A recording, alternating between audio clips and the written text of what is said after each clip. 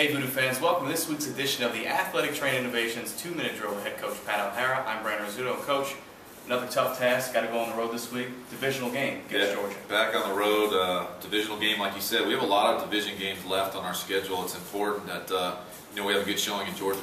Talk about the Georgia Force, obviously a Jacqueline High team. You don't know what you're going to get.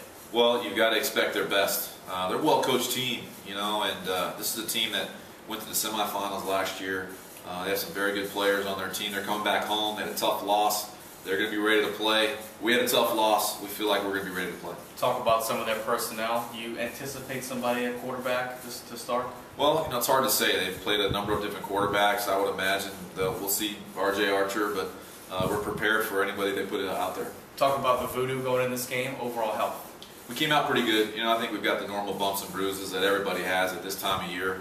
But we came out pretty good. You had a chance to look at the film for last week. Arizona, obviously a good team. Talk about what you gained from that.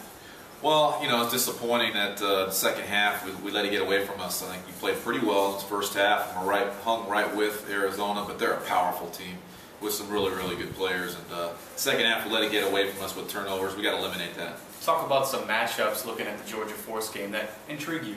Oh, really, I know I say it every week, but it's really more about what we do. We got to focus on what we're doing and improving each week and really making sure on our special teams that we're sound. Those are things we continue to work on. One of the things that everyone's noticed is that Voodoo acquired Xavier Brown this past week. Talk about his addition to the team. Well, that was a big trade for us. We were fortunate to get Xavier. He's a very good player, and he's an even better person.